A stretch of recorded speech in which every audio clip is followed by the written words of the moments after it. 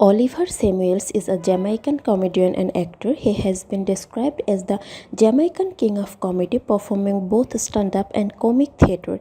He is best known for his work in comic theater, stand up, and the popular television series Oliver at Large.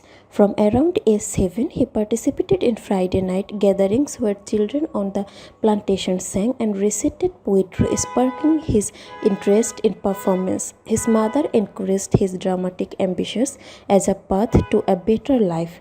In 1971, Samuels enrolled at the Jamaica Theatre School, studying until 1973 while supporting himself with odd jobs.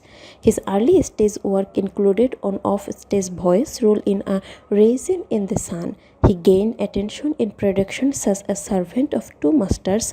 His breakthrough came in the 1974 National pantomime Music Boy, in which he played the character Moondrops. He went on to appear in numerous national pantomimes and other stage work, becoming a fixture in Jamaican theatre. From around age 7, he participated in Friday night gatherings where children on the plantation sang and recited poetry, sparking his interest in performance. His mother encouraged his dramatic ambitions as a path to a better life.